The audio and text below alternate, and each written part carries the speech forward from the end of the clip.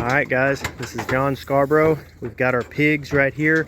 They're ready to be processed. You can see we've got 3 of them. Now we started out with 5, and I'm going to go into a little bit of a why we've only got 3 left. Now part of the reason is because we made some money off of one of them that helped with offset the feed costs. And I'm going to talk about that a little bit, how we did that and how I suggest you do it. But then also part of it came from a death that we had. We had one pig die, and it was from something that we weren't aware of with pigs. So I'd like you to be aware of it. It could be a mistake anybody could make. So I'd like y'all to take a look at it and see what you think about it. Maybe you can learn something from it. But overall, we've done quite well, and I still think we're going to do really well on them. We're still going to end up making good profit, even though we're down to 3. I am very satisfied with the way these pigs have turned out.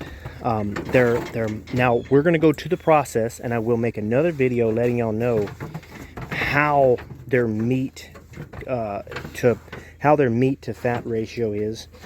It looks good to me. Like when I look at it, it's looking good. Now it's not the absolute best conversion that I've seen. I wouldn't say they were show pigs, but it is a very good conversion for what we were trying to get, for what our customers want. Our customers want a certain amount fatty to muscle ratio, and so to me it looks really good based on my experience. But I am going to wait and see what it looks like once we get them processed. We'll get another video so y'all be looking out for that video. It's going to be an unboxing video of unboxing the pork chops and the bacon and really getting a good look at it. We've done a couple videos in the past of other types of pigs and let y'all see that, but we're going to let y'all see this one here. These are Old Spot pigs. That's the breed. It's not a really popular pig. It used to be a very popular pig in our country, and now it's become less popular. But I honestly don't know why after raising them and doing some research on them, because these so far have been my favorite pig. Now I have raised Brookshire pigs, I've raised some Hampshire pigs, I've raised wild boars in Texas. I've raised multiple different types of pigs, multiple different types of breeds. And this so far has been my favorite breed for their feed conversion, the amount of feed that they're actually consuming, the amount of muscle that they seem to be putting on. They're overall, they're docile. They're very docile, calm pigs. They're not, when you get ready to handle them, they're not bad at all. When you get ready to, hey pig, the mamas are very good. The babies are really good. When you pull the babies out and you pick them up, they don't squeal nearly as bad. So a lot of pigs, any little thing and it sounds like a murder scene is happening. But with these pigs, they really don't go to screaming real bad at all. I mean, a little bit here and there, but for the most part, they're very good. They tame up really easily just with a little bit of handling them. They're really well. And like I said, the boar, our male pig that we're using for breeding, we haven't even cut his tusk. We're not even worried about cutting his tusk because he just is so docile and calm. He doesn't hurt his babies. We don't have to worry about separating him. He's not really mean to his to the 2 female pigs that he's with. He's not mean to us. He's just an overall enjoyable experience to have all of them. So overall, my experience with this breed has been just absolutely phenomenal, and I can't wait to see how they're going to process, what their meat is going to look like. So I highly suggest y'all stay tuned for that. Subscribe to our channel so that you can get that video and get more updates on this if you're interested in raising pigs yourself, because this has just been a phenomenal breed, and I want to see just how well it's worked out. We've had lots of different breeds, and I've liked them, the other breeds. I'm not saying anything bad about them if you're raising a different type of breed, but I'm very impressed with this breed. They're growing off really fast, and this specific group was also held back a little bit. What I mean is we didn't have their pen ready for a short time, and we raised them for about a month longer than we wanted to in this trailer when they were real young. So it wasn't hurting them, but they weren't getting the outside growth. They weren't exercising their muscles as much. They weren't getting a lot of that forage that I like and things like that. So now let's go into a little bit of the story with these pigs, why we only have 3 instead of 5. The first one, as I said, we sold it as a younger pig, as a fryer pig. And that's something I suggest a lot of people, if you're considering raising them for selling, and you're going to be putting some of these in the freezer for your own business, or even if it's just for yourself, consider selling one of them as a fryer pig, as in a smaller weight, and that's going to help pay and offset some of your feed costs. Now for us, our feed cost is already offset because we're selling all of the babies. So we have the 2 mamas and the boar, and so that whole feed cost is kind of already offset a little bit for us. So we're not really worried about it, but it still helps with our profit. Now, our overall best profit is to bring a pig to full about 250 pounds. Now these pigs are bigger than that because they grew faster than we realized that they were going to grow. They grew very fast and very well and very strong. And so knowing that, we're going to move our process date up for next year, but we had to wait for our date, for our process date, because for us it's hard to get a pig in. So they're bigger. I believe they're bigger. I'm going to get those exact weights in that next video when we show all of that. So y'all stay tuned for that. But it's still, even though I make my best money waiting for process and putting them in the freezer, I still like to have different options. I like to sell the pigs at different stages. Some as baby pigs, some as fryer pigs, and some being processed all the way out and selling out all of my cuts.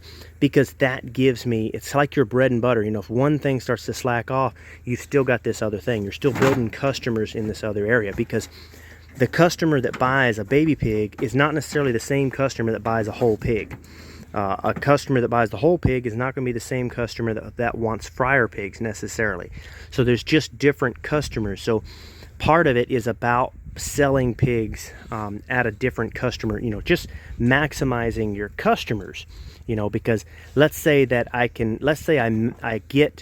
maximize my pigs to where I'm selling as many pigs as possible to you know, as many whole pigs as possible to my customers, and I've gotten to the point where there are no more customers for me. I cannot find any more customers. Well, if I want to grow my customer base, I've got to expand who I'm selling to. So instead of waiting for that, I like to kind of start off selling to as many, you know, opening up as many different customer groups as I can. That's my thinking, you know, because I could raise them all to a full maturity and try to sell all of them and maximize my customers. I could sell them all as fryer pigs, or I could sell them all as babies. But by splitting that up, it gives me better success overall, and then I can slowly build each one of those customer groups. So that's where one of the 5 pigs went. Now the second pig, it actually died about 2 months ago, which is a terrible loss because we put a lot of feed into it, and then you end up having to bury it, you know. So it was a terrible loss for us. We don't really get a lot of losses on our farm, animal losses, so it was really, you know, it was tough on both of us. But the loss was the result of a certain weed that we had no idea was a problem. I mean, we were studied up on weeds. We were studied up on problems for pigs and things like that. But it was just a weed that was normally not a problem. And I'm going to put the weed, I'm going to put the name of the weed, I'm going to edit it and put it in here. But the weed is normally not a problem when they eat the weed.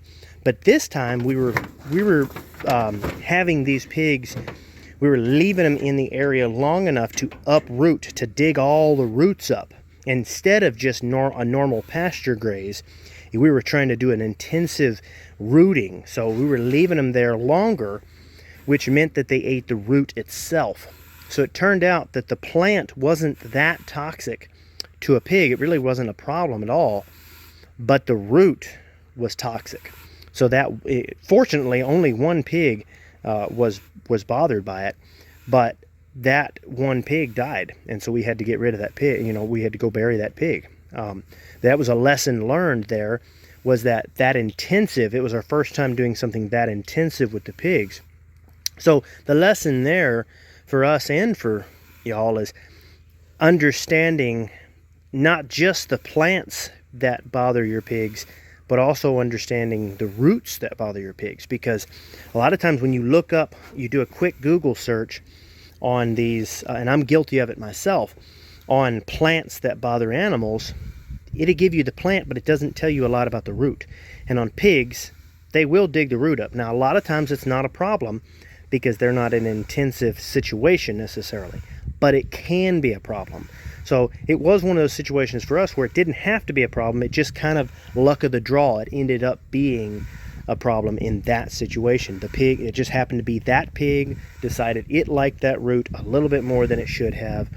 They weren't hungry, they were fed well, everything was good. It was just that specific situation. But whatever the case may be, it was lesson learned for us to do a little bit more research and study, especially understanding exactly how you're raising your pigs. So I highly suggest you continue to watch our videos and, you know, understand that. But I also suggest that you get a book and understand, if you're really wanting to get in depth in this, and get a little bit more in depth, because sometimes you can think that you have all the knowledge that you need, but you don't necessarily have all of it.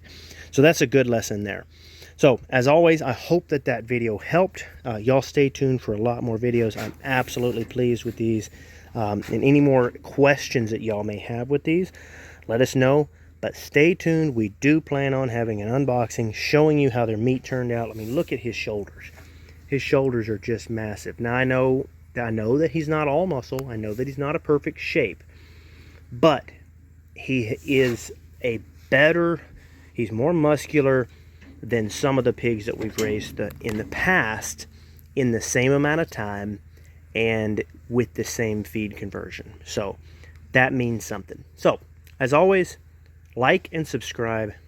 Stay tuned for all the next videos, guys. And please let me know, what kind of videos do y'all want in the future? What do y'all want to see on my channel?